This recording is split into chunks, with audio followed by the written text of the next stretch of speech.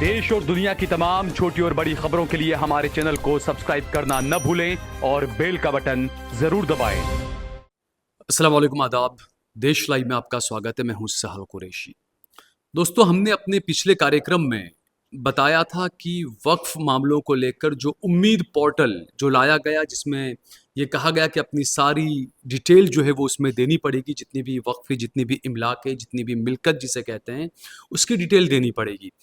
पिछले कार्यक्रम में जो गुजरात हाई कोर्ट के वकील हैं ताहिर हकीम साहब, all India Muslim personal board के मेंबर भी हैं, इन्होंने काफ़ी डिटेल में बताया था कि क्या-क्या परेशानियां लोगों को आ रही है, जो मुतवल्ली हैं, जो ट्रस्टीज़ हैं, उन्हें क्या-क्या परेशानियां आ रही है, डिटेल में क्या-क्या देने में डिटेल आगे नहीं बढ़ रही है। अच्छा ये रहा कि उस कार्यक्रम के बाद में कई चीज़ों का उसमें सुधारा किया गया, उसमें सुधार किया गया, कई डिटेल जो नहीं ली जा रही थी, अब वो डिटेल ली जा रही है।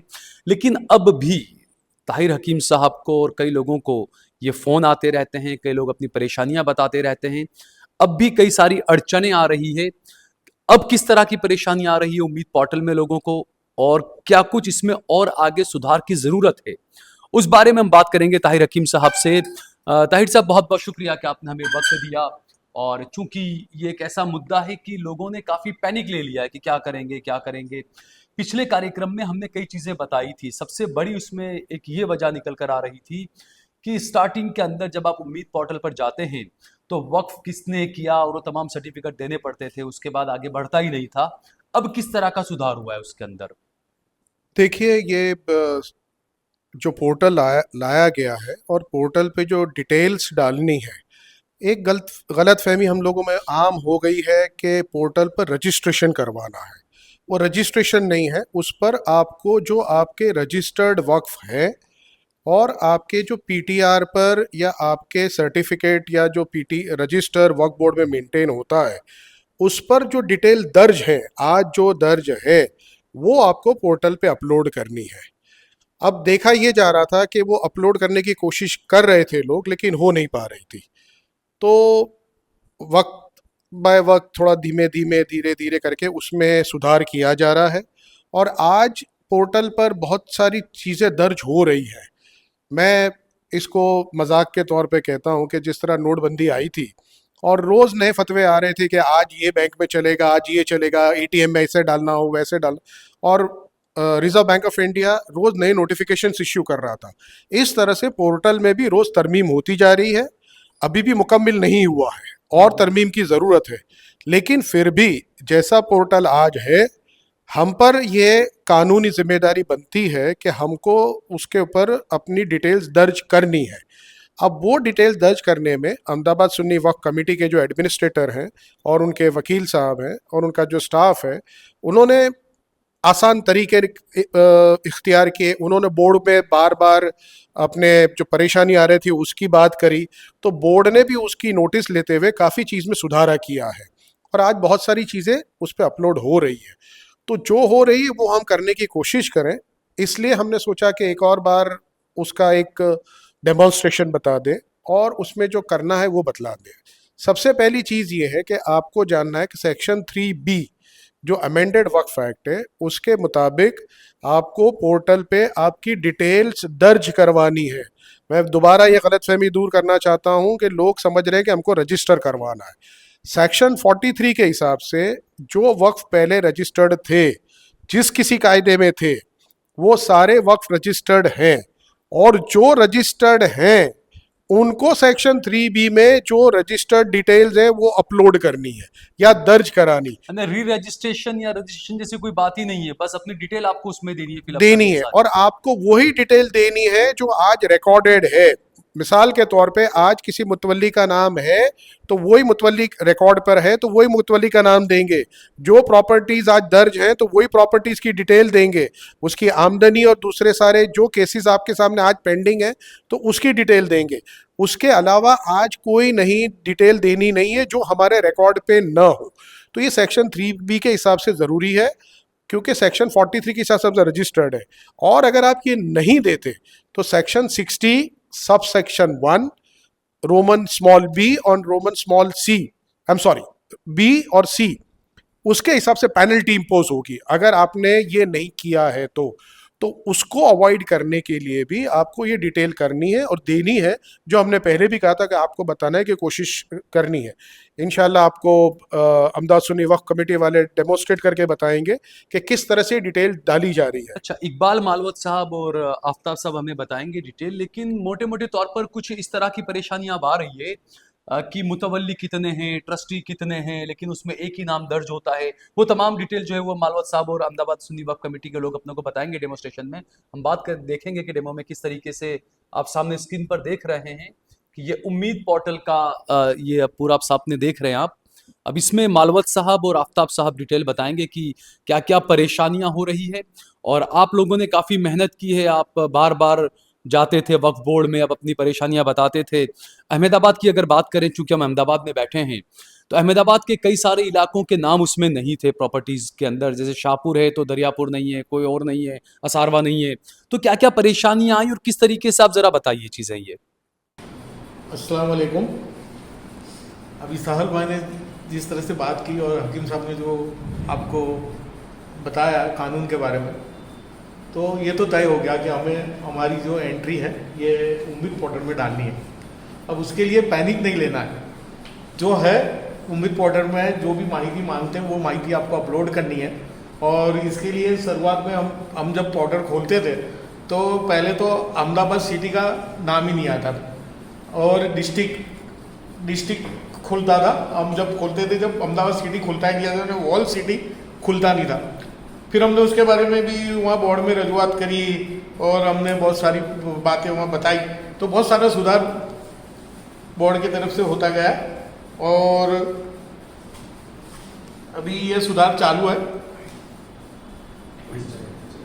हाँ, अभी ये सुधार चालू है और बोर्ड भी कोऑपरेट कर रहा है। लेकिन सबसे पहले तो यह है कि जो भी ट्रस्ट का जो भी मुतवल्ली साहबान है, जहाँ कहीं भी है, अगर भावनगर में, भरूच में है, कच्छ में है, वलसाड़ में है, जहाँ कहीं भी है, वो सब मुतवल्ली साहब को इसके अंदर अपनी एंट्री रजिस्टर करवानी पड़ेगी। और उसके वक्त उस वक्त जो दिक्कतें आती हैं और दिक्कतें लेकर आपको वक्फ बोर्ड में भी जाना पड़ेगा।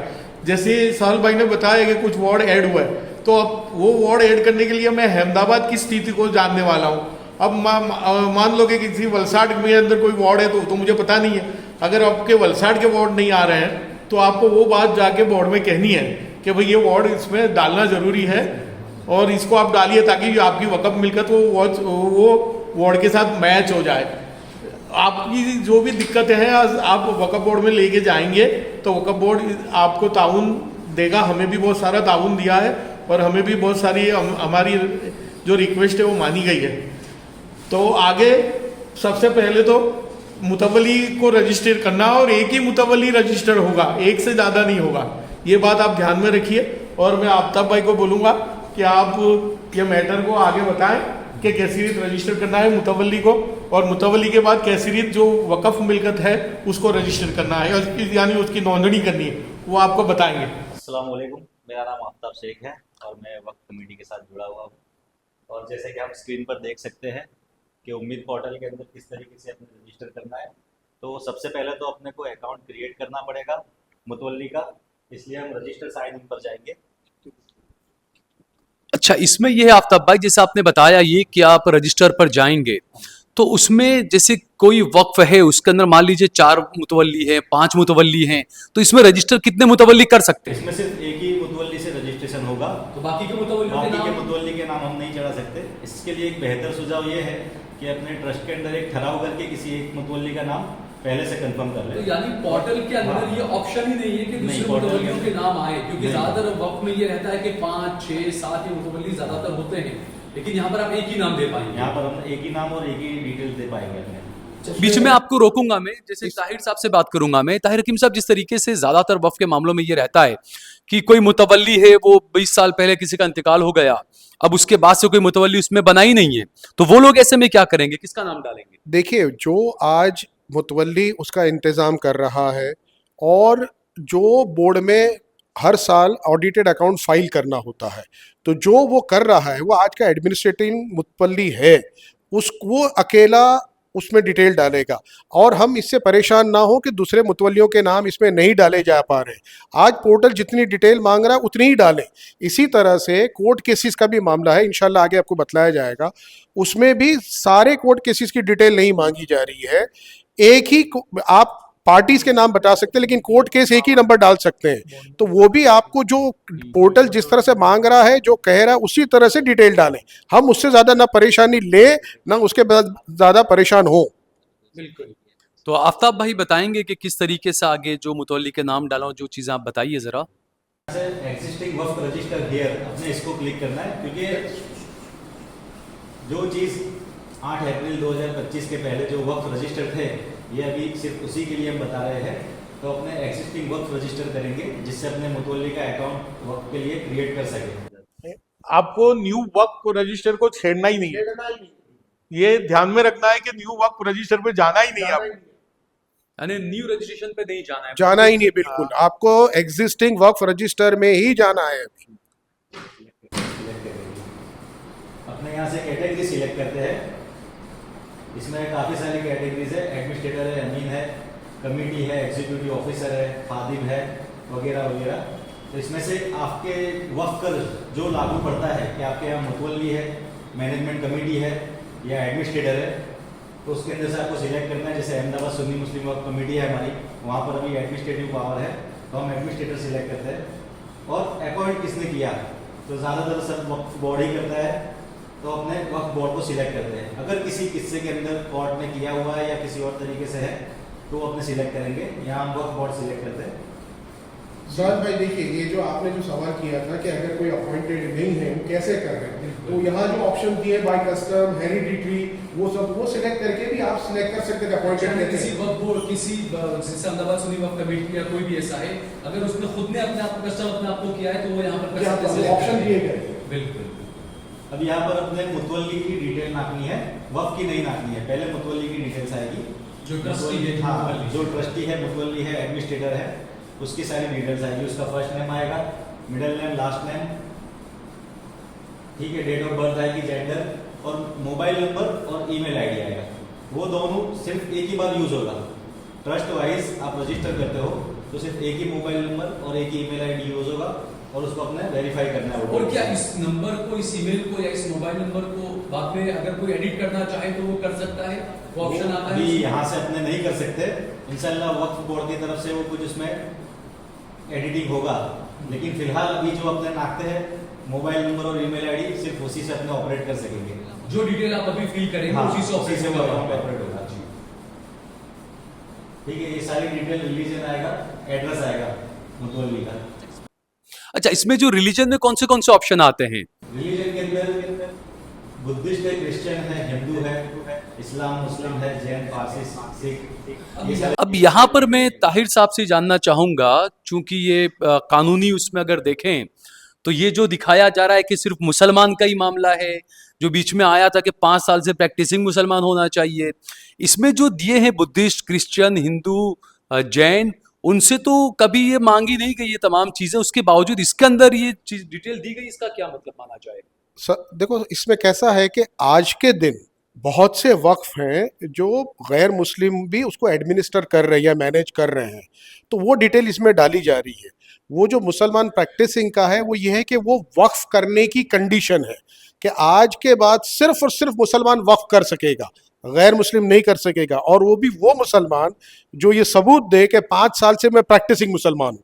तो इसी को हमने चैलेंज किया है। अब देखें फाइनल हियरिंग पे अल्लाह ताला क्या करता है। इसमें ये भी माना जाए कि जिस तरीके से इसमें ऑप्शन दिया है हिंदू, जैन और सारा, तो आने वाले वक्त में उनसे भी कुछ मांगा जाएगा कि भाई आप भी कागजात दिखाइए अपने? नहीं, ये वक्फ के लिए है। अगर उनके एंडोमेंट्स के लिए, अगर और उनके जो मजहबी तौर पे जो वक्फ का जो सिमिलर चीज़ें हैं उसके लिए ऐसा कुछ बनाया जाता है तो बनेगा। हाल फिलहाल किसी के लिए नहीं है। इसीलिए हम कह रहे हैं कि सिर्फ मुसलमानों से ये मांगना एक हिसाब का डिस्क्रिमिनेशन है और जो कॉन्स्टिट्यूशन परमिट नहीं करता है। जी, आफ्ताब भाई बता रहे हैं। जी, करते हैं जैसे ही तो अपना लॉगिन आईडी क्रिएट हो जाता है। जैसे लॉगिन आईडी क्रिएट होता है अपना, तो अपने दोबारा से होम पेज पर आ जाते हैं, जिससे अपने मोबाइल नंबर से और ओटीपी से लॉगिन करते हैं।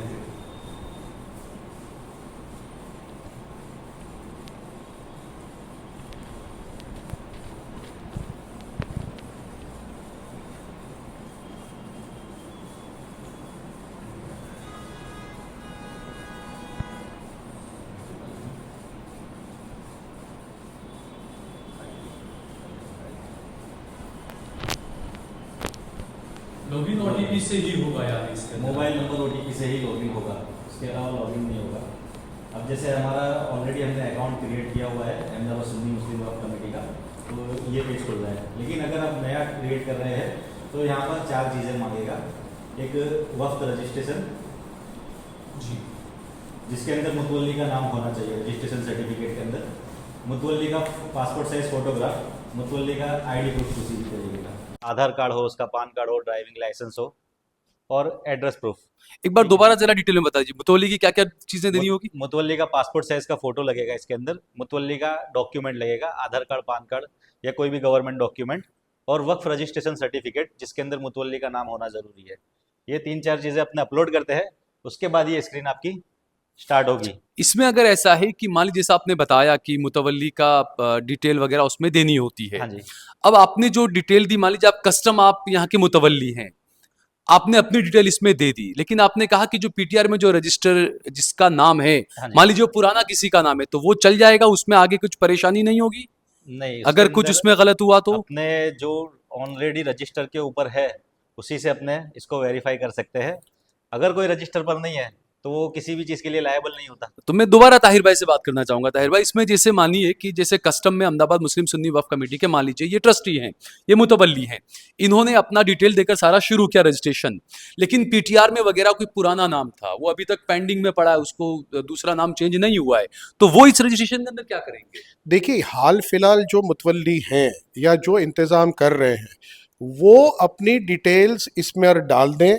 अगर ये प्रोसेस आगे नहीं जाता तो उनकी जिम्मेदारी थी, क्योंकि वो इंतज़ाम कर रहे थे। आज वो पीटीआर पे अगर नहीं भी थे तो बोर्ड से जो खतो खिताबत थी, जो अकाउंट सबमिट करने थे, ऑडिट हो रहे थे, वो सब उनके ज़रिए हो रहे थे। तो कुछ हद तक बोर्ड ने उनको पीटीआर पे नहीं होने के बावजूद भी रिकग्नाइज किया है। तो वो रिकग्निशन को लेकर वो आगे जाएं और बोर्ड से कहें, तो बोर्ड अगर उनको परमिशन देता है या बोर्ड उनको कोई ऐसा सर्टिफिकेट देगा तो इंशाल्लाह वो आगे कर पाएंगे। जी आफ्ताब भाई। इसके बारे में मैं एक और बात कर दूं कि जिस दिन हमने ये तालीम शिविर रखी थी उस दिन चेयरमैन साहब ने ये कहा था कि अगर कोई ऐसा दिक्कत है तो हम लोग उसको ऑथोराइज करेंगे, जो भी है उसको हम लोग ऑथोराइज करेंगे। जी आफ्ताब भाई। हाँ जी, अब अपने यहाँ पर अपलोड एग्जिस्टिंग रजिस्टर्ड वक्फ के अंदर जाना है, उसी के अंदर अपनी एंट्री स्टार्ट करना है। न्यू के अच्छा। अंदर नहीं जाना है। न्यू मतलब वो नया रजिस्ट्रेशन ही हुआ, तो वो अभी अपने नहीं करना है। अपलोड एग्जिस्टिंग की अपने जब खोलते हैं विंडो, तो जैसे हमारे काफी सारे ऑलरेडी हमने प्रॉपर्टीज रजिस्टर कर दी है, इसलिए वो लिस्ट बता रहा है।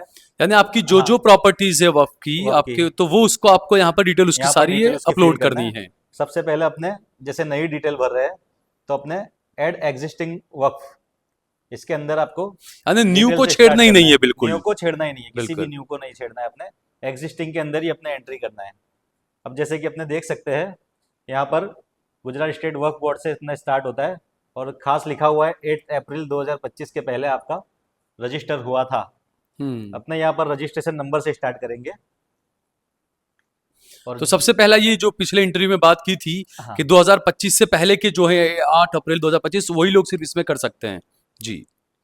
अब जैसे कि बी कैटेगरी के नंबर है जो चैरिटी कमिश्नर में से गुजरात स्टेट वक्फ बोर्ड में ट्रांसफर हुए हैं, तो उसके अंदर अपने 1 यूज करते हैं। आगे 1 करने के बाद आपका जो भी रजिस्ट्रेशन नंबर है वक्फ का, वो 3 डिजिट का नाखना है।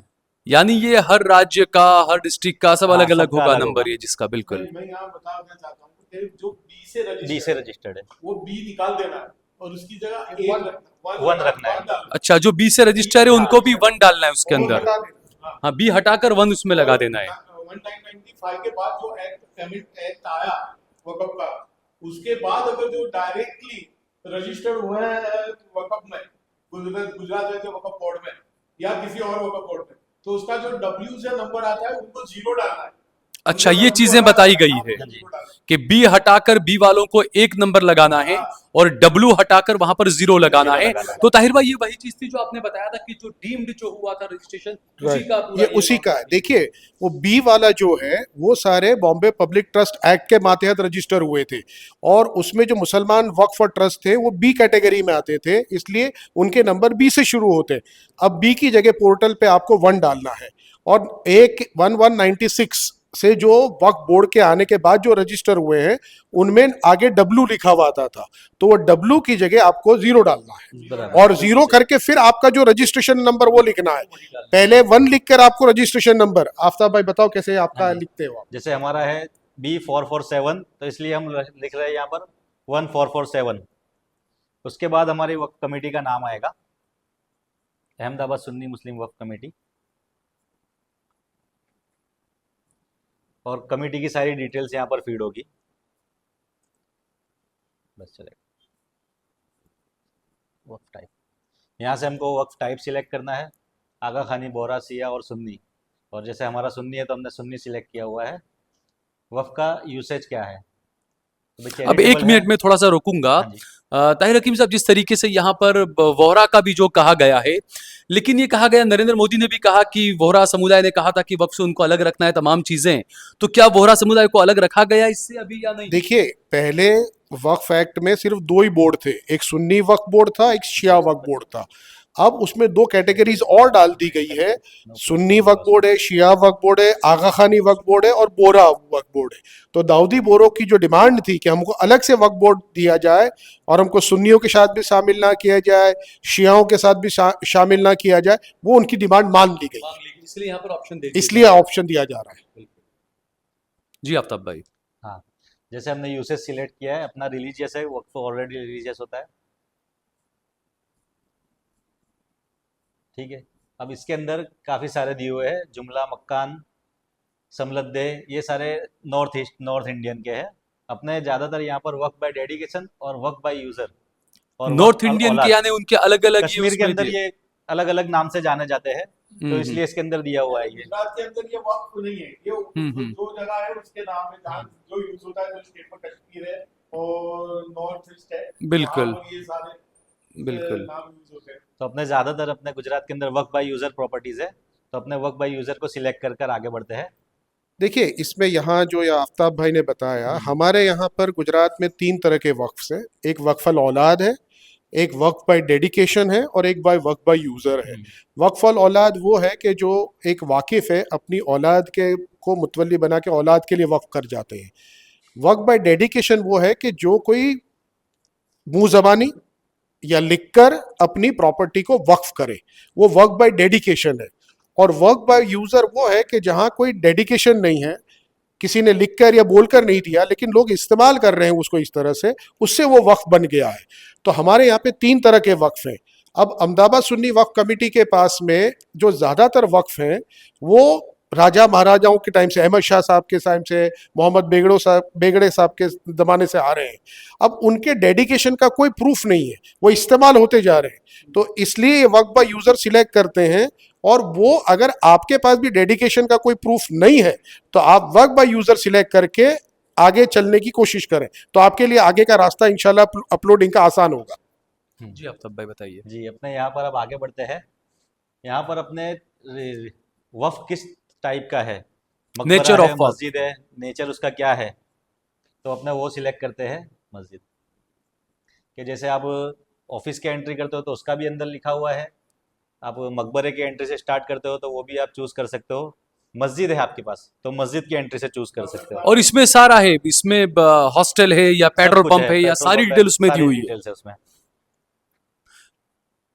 अब डेट ऑफ क्रिएशन ऑफ वक्फ, वक्फ जब क्रिएट हुआ उसकी डेट, अब जैसे चैरिटी कमिश्नर में से वक्फ बोर्ड में जो डेट आई तो वक्फ रजिस्ट्रेशन सर्टिफिकेट के अंदर वो डेट दी हुई है, तो अपने वो डेट को यहाँ पर यूज करते हैं। बिल्कुल। मगर अगर आप वक्फ बाय यूज़र डाल सिलेक्ट कर रहे हैं तो फिर आपको डेट ऑफ क्रिएशन की जरूरत ही नहीं है, क्योंकि वो क्रिएट नहीं किया गया, वो क्रिएट हो चुका है। अच्छा, तो वक्फ बाय यूजर अगर है तो आपको ये डेट ऑफ क्रिएशन की जरूरत नहीं है। डेट डाले बिना आगे बढ़ेगा। बढ़ेगा, बढ़ रहा है। बढ़ रहा ये है, डेट डाले आपको बिना भी दिखाएगा आगे आपका बढ़ेगा। यहाँ अगर- मैं यहाँ हाँ जी। बता दूं कि जहाँ ये जो रेड फुदड़ी है ना, रेड वो कंपलसरी आपको देना है, बिल्कुल। अब आप देख सकते हैं डेट ऑफ क्रिएशन वक्त पर नहीं है, तो बिल्कुल। कंपलसरी नहीं है। जहाँ वो नहीं लगाया वहाँ आपको कंपलसरी नहीं देना। जाने जहां पर रेड स्टार दिया हुआ है वो कंपलसरी आपको देना है, उसके अलावा जहां रेड स्टार नहीं है वो नहीं दोगे तो चलेगा डिटेल। जी, डेट सिलेक्ट करने में यानी नेचर ऑफ वक्फ बताना आपको जरूरी नहीं है, आप बताएं या ना बताएं, डेट देना भी हाँ, आपको जरूरी नहीं है, आप नहीं, दें या ना दें। दे या जी ना दे। जी। अब जैसे वफ़्क़नामा औक़ाफ़ रजिस्ट्रेशन सर्टिफिकेट अपने यहाँ पर उसको अपलोड कर सकते हैं। अगर ये चीज़ नहीं है तो अपने रेवेन्यू रिकॉर्ड भी यहाँ पर अपलोड कर सकते हैं। उसकी जगह पर आप रेवेन्यू उसकी रिकॉर्ड भी रेवेन्यू रजिस्टर कर रिकॉर्ड भी सकते हैं, अपने अपलोड उसमें कर अपना सकते हैं। वक़्फ़ का नाम होना ज़रूरी है। आगे बढ़ते हैं। अब यहाँ पर अपने जो एरिया है उसका मेज़रमेंट, स्टैंडर्ड मेज़रमेंट अपने यहाँ स्क्वायर मीटर ही माना जाता है। अपने प्रॉपर्टी का जो एक्चुअल एरिया है वो इसमें लिखना है, और एट द टाइम ऑफ वक़्फ़ जो एरिया था वो अपने पीटीआर के अंदर भी होगा, रेवेन्यू रिकॉर्ड के अंदर भी होगा। और काफ़ी जगह पर जैसे गवर्नमेंट ने एक्विजिशन किया हुआ है तो इतना वो लेस भी हुआ है, तो वो डिटेल अपने इसके अंदर बता सकते हैं कि अपने पास क्रिएशन के वक्त इतना एरिया था, गवर्नमेंट ने यूज़ किया, जो एक्विजिशन किया वो कम होगा, और फाइनल जो आपके पास रहता है करंट एरिया, वो तो चीज़ है। तीनों डिटेल इसमें देनी तीनों होगी, डिटेल जितनी देनी है। आपकी प्रॉपर्टी थी वो, उसके अलावा गवर्नमेंट ने जितना एजुकेशन जो कब्जा किया एक्विजिशन वो, किया, और उसके अलावा जो बचा है वो, तीनों आपको डिटेल तीनों देनी देनी होती है। इसके लिए आपको जरूरी होगा कि आप लेटेस्ट जो है रेवेन्यू रिकॉर्ड 7/12 8 या फिर प्रॉपर्टी कार्ड, या आप IORA की साइट पे जाकर उसको डाउनलोड कर लीजिएगा, तो उसके अंदर आपका पूरा डिटेल आ जाएगा। अगर गवर्नमेंट ने कोई उसको रिक्विजिशन किया है तो भी आ जाएगा, कम आप कट जाएगा उसमें, और अगर दूसरा कोई हक उसमें उत्पन्न हुआ है तो वो भी आ जाएगा। तो ये सारी डिटेल आपको रेवेन्यू रिकॉर्ड से प्राप्त हो जाएगी। उसके लिए आपको रेवेन्यू रिकॉर्ड जो लेटेस्ट है वो आपको लेकर रेवेन्यू बैठने साइट पे अपने साथ जाके में, लेना बिल्कुल होगा। जी। मैं यहाँ पर एक वजाहत करना चाहता हूँ। जैसे आप देखेंगे यह लिखा है एरिया इज मेंशन्ड इन वक्फ डीड, तो लोग इसको कंफ्यूज ना हो कि ये कि हमारे पास तो डीड है ही नहीं। आप ब्रैकेट में देखेंगे तो वक्फनामा है या औकाफ रजिस्ट्रेशन है। तो औकाफ का जो रजिस्ट्रेशन है वो आपका बोर्ड में आज का रजिस्ट्रेशन जो पीटीआर पे वो मौजूद है, तो उसके अंदर जो डिटेल लिखी वो भी चलेगा। तो लोग कंफ्यूज ना हो कि हमारे पास डीड नहीं है तो हम क्या करें। बिल्कुल, यानी डीड की जरूरत नहीं, आपके पास में जो रजिस्ट्रेशन वक्फनामा है या औकाफ का रजिस्ट्रेशन है, पीटीआर उसमें पे जो है पीटीआर का वो आप दे सकते हैं इसमें। वो दे सकते हैं। बिल्कुल जी। आफ्ताब भाई, अब यहाँ से अपने वक्त की डिटेल स्टार्ट होती है। तो ये मैं आपको एक लाइव एंट्री करके दिखाता हूँ, क्योंकि इसके बाद जो ये जो एंट्रीज होगी अपने, तो नेक्स्ट में प्रॉपर्टी ऐड करने के बाद भी यही एंट्री अपने करना है। अब जैसे आप वो सारी एंट्रीज कर दोगे तो यहाँ लिस्ट में आपके वक्त की डिटेल आ जाएगी।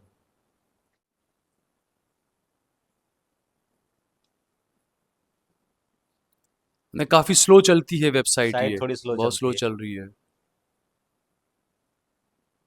इस वजह से भी लोगों को परेशानी हो रही है कई बार। कई मरतबा होम पेज खुलने में भी काफ़ी दिक्कत होती है। अच्छा, इसमें ये भी है कि जैसे ये जो यूजर आईडी है इकबाल हुसैन मालवत साहब का, तो जिसने रजिस्ट्रेशन किया, जिस नाम पर रजिस्टर ये उम्मीद में किया है, जो आईडी बनाया, क्रिएट किया, उन्हीं के आईडी से लॉगिन होगा, या हाँ। उसमें भी कुछ तब्दीली हो सकती है बाद में? ये तब्दीली करना जो तो वकफ के हाथ में नहीं है। अगर जो वकफ संस्था ने अगर एक फिर जो ये लॉगिन कर दिया, वो आईडी बना दिया, तो वही रहेगा। उसका पावर वकफ बोर्ड के पास, अभी वकफ बोर्ड के पास आने वाला है, अभी तक आया नहीं है।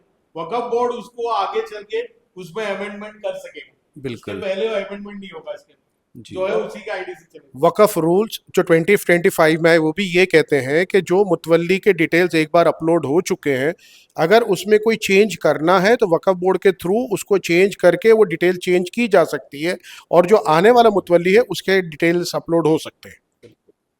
जी। तो इसमें जो आपने बताया कि जो सारी चीजें यहाँ पर ऐड जो कर रहे हैं, हाँ जी, वो नीचे सारी डिटेल आ जाती डिटेल आ है। जाएगी। उसके बाद आगे क्या, और अभी परेशानियां क्या हो रही है, अभी क्या परेशानी आ रही है लोगों को आपको रजिस्ट्रेशन करने में या अपनी डिटेल इसमें देने में? देखिए, मैं एक और चीज़ वजाहत करना चाहता हूँ कि लोगों को ये समझना चाहिए कि जो आज उम्मीद पोर्टल पे आप अपलोड कर रहे हो, ये वही सारी डिटेल्स हैं जो बहुत हद तक आज से पहले 2013 के बाद वामसी पोर्टल पे अपलोड की गई थी। इस डिटेल में या इस ज़्यादा मेटिकुलसली नहीं की गई थी, इतनी बारीकी से नहीं कही गई थी, और इतनी सारी डिटेल लेकिन की थी। अब वो सारी डिटेल्स बोर्ड ने अपना रिकॉर्ड देखे, वक्फ बोर्ड ने अपना रिकॉर्ड देखकर खुद वामसी पे अपलोड की थी, और वो रिकॉर्ड बना था, वो डिजिटलाइज रिकॉर्ड था। अब उसकी जगह उम्मीद पोर्टल का जो डिजिटलाइज रिकॉर्ड है वो आ गया है, लेकिन इसमें जिम्मेदारी जो कही जा रही है वो सिर्फ मुतवल्लियों की है। मैं ये मानता हूं कि बोर्ड को भी ये करना चाहिए और बोर्ड की भी जिम्मेदारी होनी चाहिए, क्योंकि हम जो आज डिटेल अपलोड कर रहे हैं वो ज्यादातर वही है कि जो उनके पीटीआर पे है, जो बोर्ड के पास मौजूद है। तो अगर ये फिर भी करना है, चलो मान लिया जाए, तो बोर्ड और मुतवल्लियों को साथ मिलके करना चाहिए ताकि ये अच्छी तरह से हो सके। अच्छा, जैसे वामसी का जो था कि गवर्नमेंट ने और वक्फ बोर्ड ने खुद ने किया था उस पर रजिस्टर, तो क्या यहाँ पर भी ऐसा नहीं हो सकता था कि वामसी की जो डिटेल थी वक्फ बोर्ड उसी को जो जिस जिस वक्फ का जो है, जैसे अहमदाबाद सुन्नी वक्फ कमेटी है या अलग अलग जो भी है, वो जैसे वामसी पर किया, ऐसे वक्फ बोर्ड खुद जो है वो रजिस्टर कर ले इस पर भी, और उसके बाद में जो मुतवल्ली जो ट्रस्टी हैं उनसे कहे कि भाई आप इसमें देख लीजिए, और जो वदघट जो होती है, सुधारा वधारा जो भी करना है वो आप कर लें, तो ज्यादा बिल्कुल आसानी सही, होगी वो। बिल्कुल सही बात है। मैं मानता हूं कि ऐसा ही होना चाहिए था। ऐसा नहीं हो रहा है या ऐसा नहीं किया जा रहा है, उसलिए आज उम्मत में बहुत अफरा तफरी है। और आप समझिए कि आज एक देहात में एक मुतवल्ली होते हैं, वो ज़्यादा पढ़े लिखे नहीं होते, जानकार होते, दीन का जानते हैं, पढ़े लिखे, उनके लिए ये बहुत मुश्किल काम बन गया है। और उनके लिए तो ऐसा लगता है जैसे एक बहुत बड़ा पहाड़ तोड़ना है हमें, ऐसी परेशानी आ गई है। अगर ये काम बोर्ड के जिम्मेदार, बोर्ड अपने नुमाइंदों को भेज के कर लेता है और मुतवल्लियों से जो ताउन चाहिए वो ले लेता है, तो ये मेरा ऐसा मानना है कि आसानी से हो सकता है। इंशाल्लाह हम इसके लिए ज़रूर कोशिश करेंगे और चाहेंगे कि बोर्ड इसको करे, क्योंकि ये अभी ख़त्म होने वाला नहीं है। तो जिन लोगों को दुश्वारियां पेश आ रही है, परेशानी आ रही है, वो लोग बोर्ड के पास जाएं और बोर्ड उनको मदद करके ये करवाए, उसका मुतालबा करेंगे और अल्लाह ताला ने चाहा तो बोर्ड के ज़रिए करवाएंगे। जी। तो ये आप देख रहे हैं डिस्प्ले पर आप कि ये जो तमाम आपने जो डिटेल जो इसके अंदर डाली, आपने अपलोड की है सारी, वो यहाँ पर डिटेल आपकी प्रॉपर्टीज की डिटेल आई है डिटेल ये। आएगी। आपने जब पहले फर्स्ट टाइम रजिस्ट्रेशन किया और आपने एक प्रॉपर्टी ऐड की, तो जो ये फर्स्ट रो है इस तरीके से एंट्री आएगा। जी। उसके बाद जितनी भी प्रॉपर्टीज ऐड करना है आपको आपकी वक्फ की, तो आपको यहाँ पर प्लस करना है। इसके बाद अपने एग्जिस्टिंग वक्फ में एंट्री नहीं करना है, सिर्फ अच्छा, यहाँ पर प्लस बस उसी करके पर प्लस पर आपको क्लिक करना है प्लस साइड वाले करके में। अपने डिटेल्स फीड करते हुए जाना है। पहले ये नहीं था, ये 2 दिन में ये सुधारा है। अच्छा, ये सुधार है हुआ इसमें। है, ये अभी हुआ है। पहले तो नया आपको फीचर बाहर है। जाके ही करना पड़ता था। अच्छा, और यानी इसके बार बार अलावा बाहर जाओ। हमारा लंबा लिस्ट दिखता है अभी आपको, वो इसी वजह से दिखता है कि हमारी जो प्रॉपर्टी है वो एस्टेट में बटी हुई है। जैसे हमारे पास 34 मस्जिद है, 6 कब्रिस्तान है, सब एस्टेट में बटे हुए हैं। तो ये एस्टेट वाइज हमारी प्रॉपर्टी है, इसलिए हमें आइडेंटिफाई करने के लिए भी हमें वो एस्टेट का नाम लाना जरूरी है, जो पहले ये पॉसिबल नहीं था। लेकिन अभी ये फीचर की सुधरने की वजह से हम हमारे एस्टेट को आइडेंटिफाई इसके अंदर कर सकते हैं। और मैं ये मानूंगा कि इनको मुबारकबादी देनी चाहिए, ये इनकी कोशिशों की वजह से ही हुआ है। बिल्कुल। और मैंने जैसे कहा कि हर मुतवल्ली इतना पढ़ा लिखा समझदार नहीं होता। यहाँ पर इकबाल साहब हैं, वो स्मॉल कॉजेज कोर्ट के रिटायर्ड रजिस्ट्रार हैं। आफ्ताब भाई खुद वकील हैं और वक्फ की प्रैक्टिस करते हैं। तो ये दो इस फील्ड के माहिर हैं जो ये कर पा रहे हैं। दूसरों के लिए इतना आसान नहीं है, लेकिन फिर भी इतना मुश्किल भी नहीं है। लेकिन आपको पढ़े लिखे, जानकार, उस फील्ड के माहिर से ये काम करवाना पड़ेगा, और ये बोर्ड करवा सकता है, जो बोर्ड को करवाना चाहिए। एक चीज रह गई, मैं आफ्ताब भाई से गुजारिश करूंगा, कोर्ट केसेस के बारे में हमने नहीं बतलाया, तो वो जरा वो एक अपने ये लिस्ट के अंदर अपने आ ही जाएगा, ठीक तो है। उसके अंदर अपने इसको इंशाल्लाह ले लेते हैं। जी। अपने पहले अपनों ने जब एंट्री की तो अपनों ने वक्फ की डिटेल ना की, उसके अंदर अपनी जो एक प्रॉपर्टी थी उसकी सारी डिटेल अपने इसमें बताएंगे, इस तरीके से आ जाएगी। अब जो अपने ऐड करते हैं, तो जैसे हमारा एस्टेट वाइज नाम है, तो उन लोगों ने प्रॉपर्टी का नेम अपडेट कर दिया है, तो अपने यहाँ पर लिख सकते हैं कि भाई कौन सी मस्जिद है, कौन सा कब्रिस्तान है, कौन सी दरगाह है, वो सारे अपने इसको आइडेंटिफाई कर सकते हैं। जैसे हम अपनी मस्जिद की एंट्री नाखेंगे,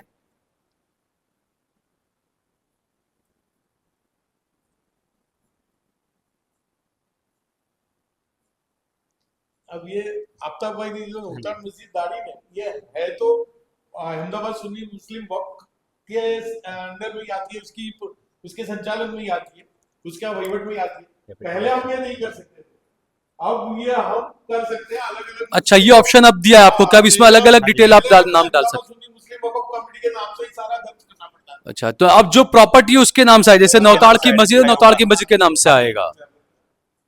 अपने प्रॉपर्टी का नेचर यहाँ से सिलेक्ट कर लेते हैं।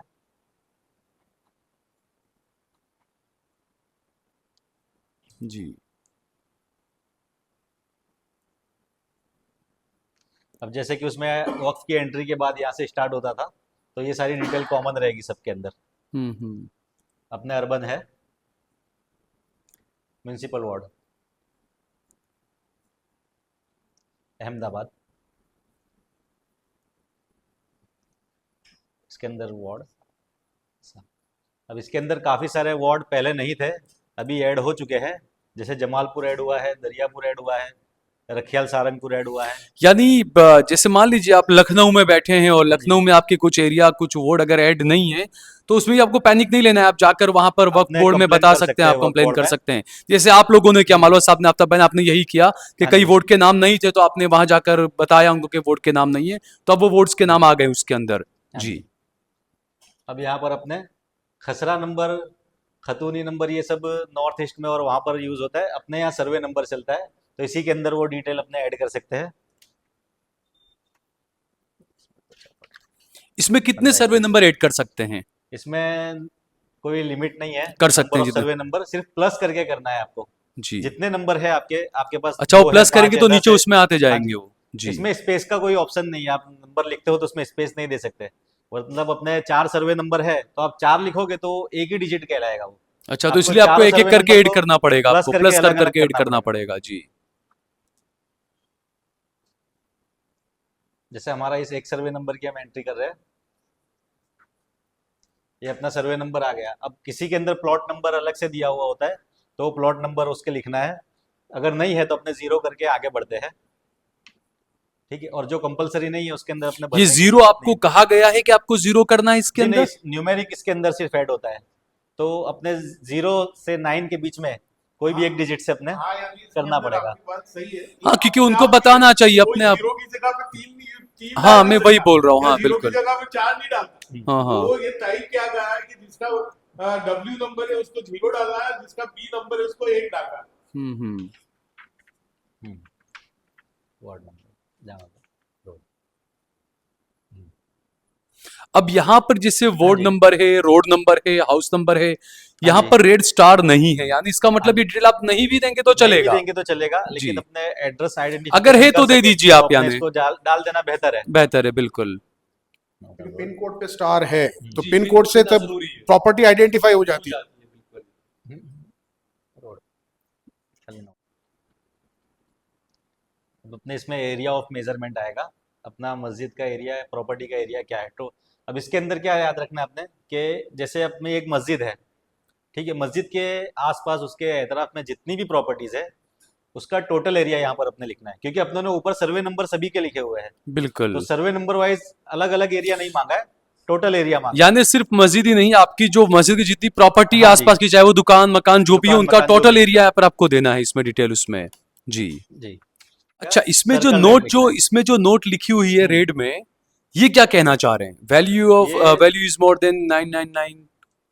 यानी ये लिखा है कि आपका अगर एरिया 999 स्क्वायर मीटर उससे ज़्यादा है तो वो जब तक सीईओ वेरीफाई नहीं करेगा और उसका अप्रूवल नहीं आएगा या डिक्लेरेशन नहीं मिलेगा तब तक वो एंटर नहीं हो सकेगा।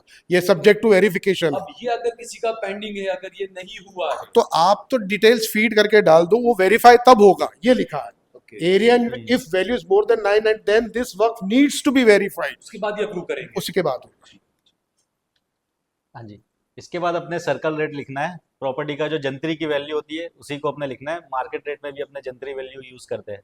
जंतरी वैल्यू वो वैल्यू है कि जो गवर्नमेंट अपने रिकॉर्ड के हिसाब से एरिया की वैल्यू डिक्लेयर करती है। यानी जो गवर्नमेंट रिकॉर्ड पे जो वैल्यू, हमारे यहाँ पे इसको जंतरी वैल्यू कहा जाता है। यानी अगर आपको जो डॉक्यूमेंट रजिस्टर करवाना है तो उतनी वैल्यू तो लिखनी ही लिखनी है। मार्केट मिसाल के तौर पे गवर्नमेंट की जंतरी वैल्यू 10,000 रुपये स्क्वायर मीटर हो सकती है और मार्केट वैल्यू उसकी 1 लाख भी हो, लेकिन रजिस्ट्रेशन वो 10,000 रुपये स्क्वायर मीटर वैल्यू है उसकी हिसाब से होगी, तो वो वैल्यू लिखनी है यहाँ पर। अब अपने यहाँ पर चतुर्दिशा नापना है प्रॉपर्टी का। प्रॉपर्टी के एतराफ में जो प्रॉपर्टीज पड़ती है, अलग प्रॉपर्टीज है, रोड है, स्ट्रीट्स है, यानी तो 4 वो दिशाओं में आइडेंटिफाई क्या कर क्या सकते हैं। है? चारों दिशाएं अपने यहाँ पर, पश्चिम में क्या, उत्तर में क्या, दक्षिण में क्या, वो आपको आइडेंटिफाई करनी है। ये कोर्ट केस में भी जरूरी होता है। बिल्कुल।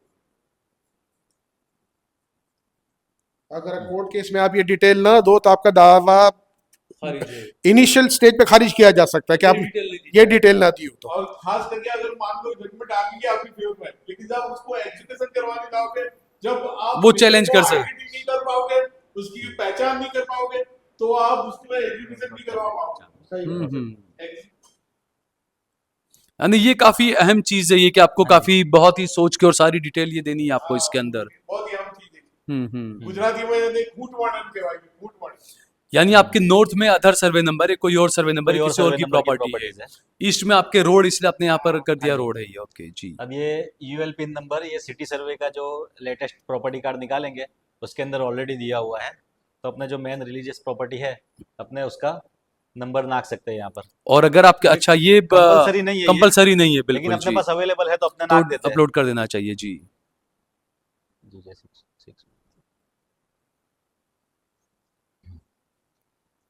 अब प्रॉपर्टी आपकी लीज पर, रेंट पर दी हुई है, उसकी डिटेल्स इसमें मांगी गई है, हम्म। तो उसके लिए अपने सिलेक्ट करना है यस और नो। जी। अगर लीज पर है तो उसको यस करना है, अगर लीज पर नहीं दी है, सिर्फ मस्जिद चल रही है या दरगाह है, तो अपने उसको नो करके आगे जाने देते हैं। अब लीजिंग ऑफ वक्फ अब किस तरीके से दिया हुआ है, अगर कोई प्रॉपर्टी पूरी तरीके से ही वक्फ रेंट पर दी हुई है तो फुल्ली लिस्ट आएगा, अगर मस्जिद कुछ हिस्सा छोड़कर दिया है कुछ हिस्सा दिया हुआ है तो तो पार्शियली आएगा उसमें। पार्शियली के अंदर अपने ऐड कर सकते हैं। हम्म।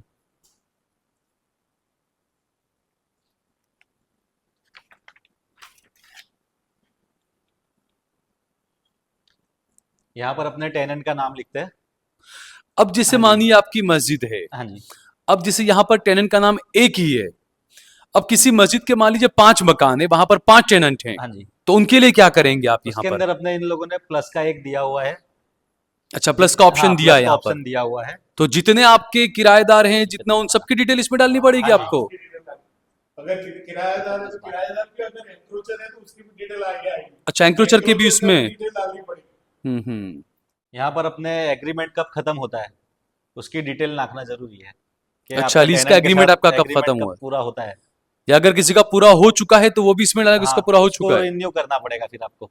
यानी लोग ये आपने जो साहब सवाल किया बिल्कुल वाजिब सवाल किया, क्योंकि लोगों के मेरे में ऐसे भी फोन आ रहे हैं कि हमारा जो रिन्यू नहीं किया है, बहुत साल पहले पूरा हो गया, इसको एक्सटेंड ही नहीं किया, तो उन लोगों को रेंट एग्रीमेंट फिर से बनाना होगा, उसको एक्सटेंड करना होगा, या तो फिर उसको रिव्यू करवाना होगा, जो भी है उसको। और अगर कोई ऐसे रिन्यू नहीं कराता है, अगर जानबूझकर, तो फिर वो एंक्रोचर माना जाएगा, Encroacher कब्जा हो उसने जाएगा। किया, फिर उसका By वो virtue रहेगा। of fact- अगर किसी के साथ एग्रीमेंट पूरा हो गया है तो अपने आप वो एंक्रोचर हो जाता है। जी, जो जी। वहाँ व्यक्ति Three double अब वो चाहे कोई इंडिविजुअल हो Three या double E गवर्नमेंट हो, दोनों में से जो भी उसका, जैसे शाहीबाग के अंदर जो पुरानी पुलिस कमिश्नर की ऑफिस थी, उसका जो पार्किंग था वक्फ की जमीन का कुछ था मामला वहां पर, तो अगर वो लोग अगर, तो वो भी गवर्नमेंट का अगर कोई है तो वो भी एंक्रोचर में उसकी डिटेल आएगी। वो भी डिटेल्स आएगी। उसका मामला तो गवर्नमेंट ने उसको एफआईआर किया हुआ है, लेकिन जहाँ भी गवर्नमेंट का अगर ऐसा प्रॉब्लम है, गवर्नमेंट का एंक्रोचर तो वो भी मांग रहा है। हाँ, बस वो उसकी जी भी डिटेल्स मांग रहा है। जी जी जी। अगर आपके पास ज्यादा टेनेंट है तो आपको प्लस करके जितने भी टेनेंट है, नंबर ऑफ टेनेंट यहाँ पर आप add अच्छा, कर प्लस सकते करके हैं। आप ऐड कर सकते हैं प्लस उसके करके अंदर। वो टेनेंट का नाम, उसकी डिटेल्स अपने ऐड कर सकते हैं यहाँ पर, जी।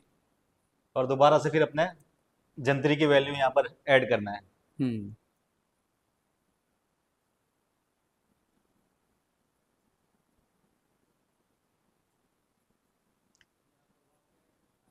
अब यहाँ पर वफ़ के फाइनेंस के बारे में यहाँ पर डिटेल मांगी गई है, अकाउंट रिलेटेड।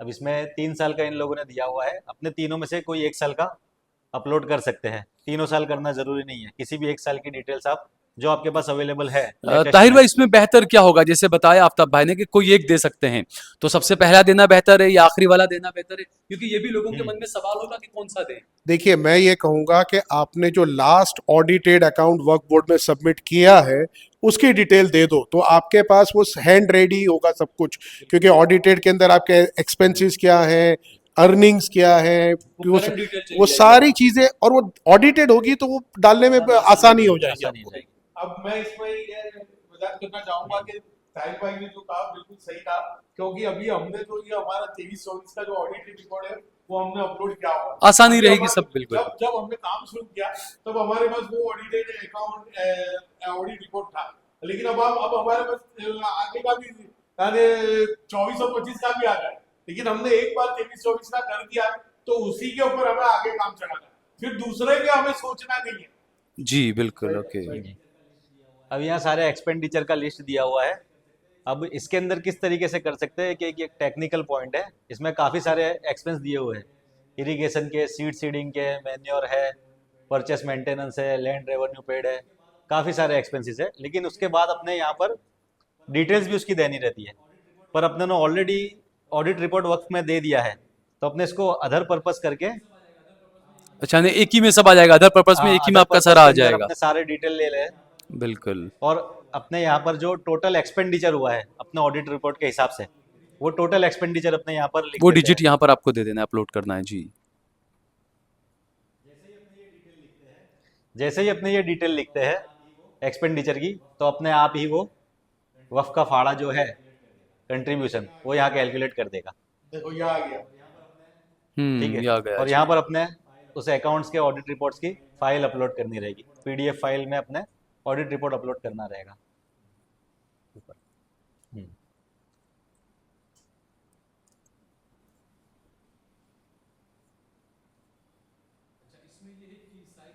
अच्छा, इसमें ये है कि साइज जो है 10 MB की होनी 10 MB से चाहिए। ज़्यादा की नहीं होनी चाहिए। हम्म।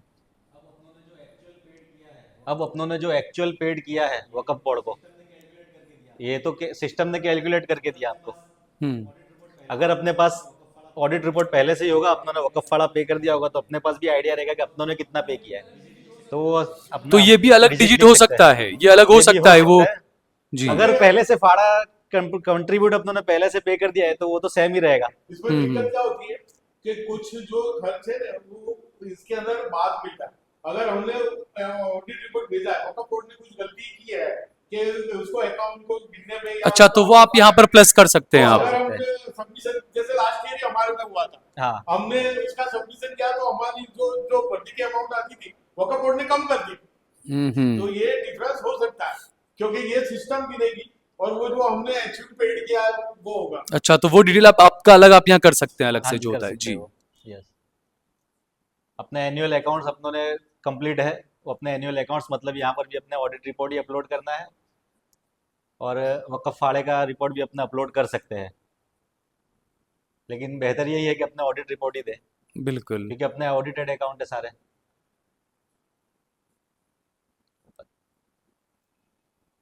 नीचे लिखो।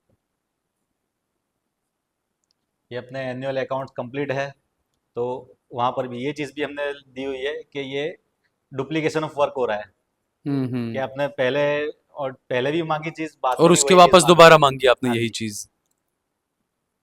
यानी इसके अंदर डू नहीं हो रहा है, ऊपर मुजब नहीं हो रहा है, यानी ऊपर का नीचे आ जाओ ऐसा नहीं हो रहा, फिर से डालनी दोबारा करना पड़ रहा है। करना अब पड़ेगा। जैसे कि आपने पहले बोला गवर्नमेंट लैंड है अगर क्या है, तो उसके बारे में भी यहाँ पर डिटेल मांगी है।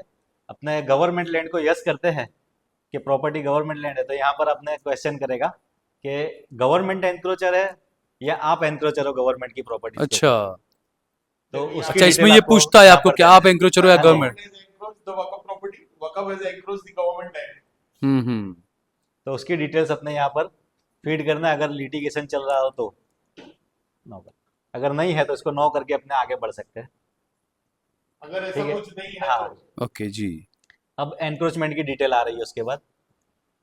ठीक है, अब अच्छा, जैसे इसमें एक हाँ जी। सवाल ये कि जैसे आपने बताया कि इसमें जो पूछा गया कि क्या गवर्नमेंट ने एंक्रोचमेंट किया आप पर या आपने गवर्नमेंट की जमीन पर, अगर उसमें आप ऑप्शन दे दें कि गवर्नमेंट ने किया है या आपने किया है, तो क्या उसमें आपको क्या क्या डिटेल देनी पड़ती है? कुछ कोड की डिटेल देनी पड़ती है, क्या कुछ इसमें रहता है ऐसा?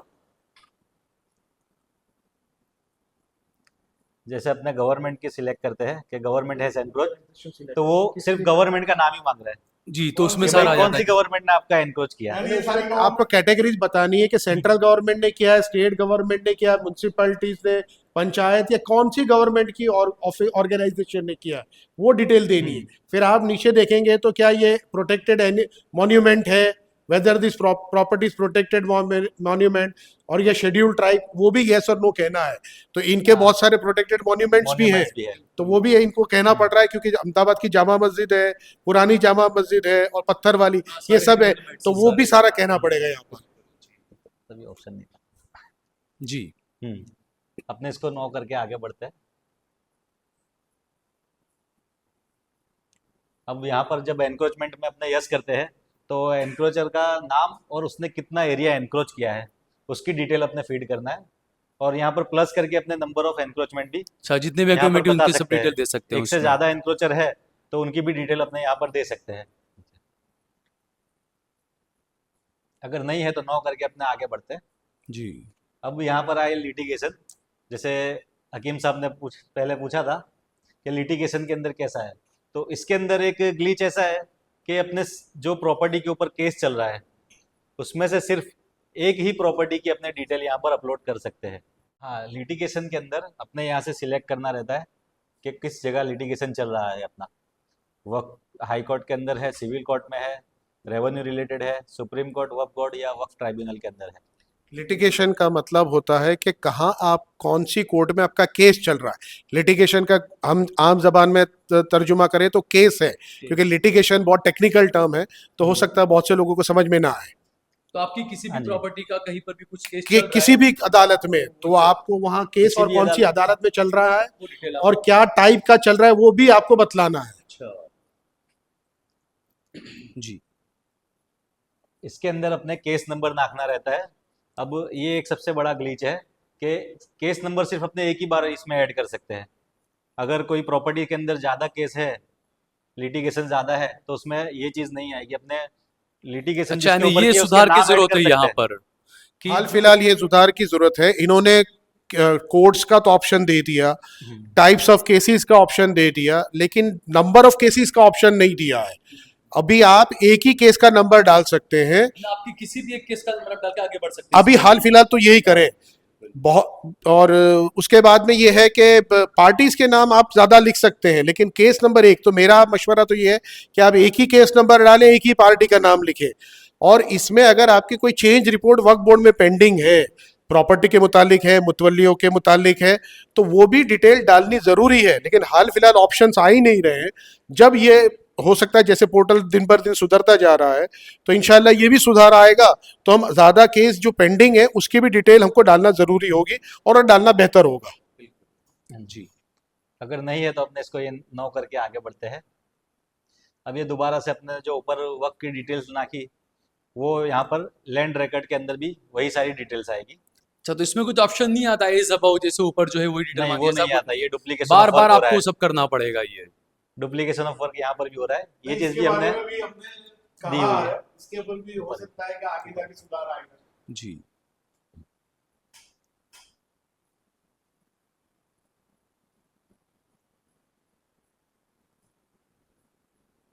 ठीक है, तो ये अब तो वही हो गया, पूरी डिटेल वही ये आ होगा। जाएगी। इसके बाद आगे क्या आएगा? आगे। ये अपने ने जो चतुर्दिशा नाखी ऊपर, अच्छा, वो भी चार वही दिशा, डिटेल वो आ भी गया वही जो है, आएगी। बिल्कुल। ठीक है। अब इसके अंदर लैंड रेवेन्यू रिकॉर्ड जो अपना है वो अपलोड करने का आएगा। आपके पास प्रॉपर्टी कार्ड है, 7/12 का उतारा है, 6 के हक पत्र है, वो जो भी आपके पास लैंड रिकॉर्ड है उसको यहाँ पर उसकी PDF फाइल आपको अपलोड करना रहती है। जी।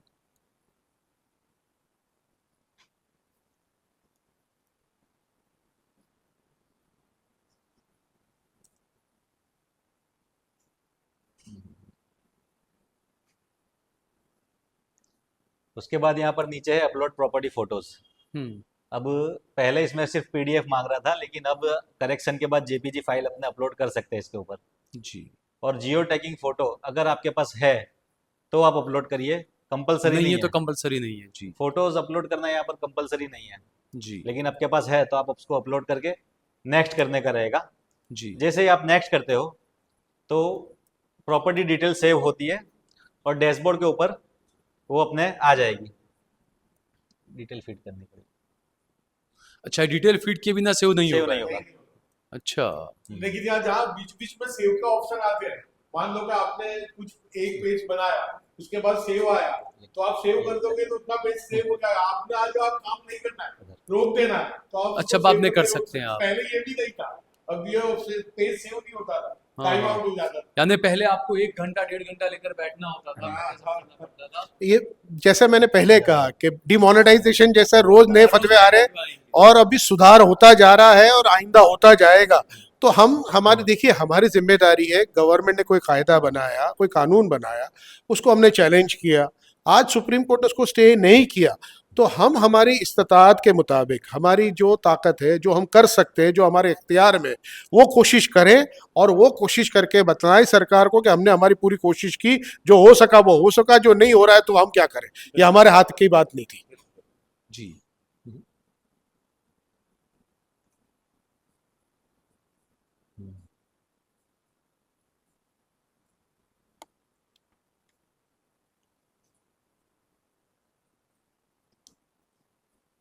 अब ये फाइल के अंदर जो अपने अपलोड करते हैं फाइल, तो जी। उसके अंदर किसी भी तरीके का स्पेस स्पेस या नहीं होना स्पेशल चाहिए, कैरेक्टर नहीं होना वो चाहिए। नहीं अलाउ करेगा।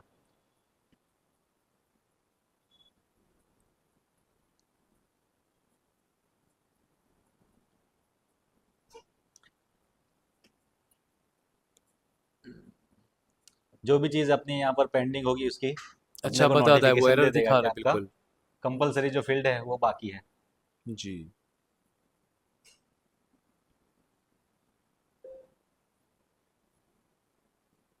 Zero 98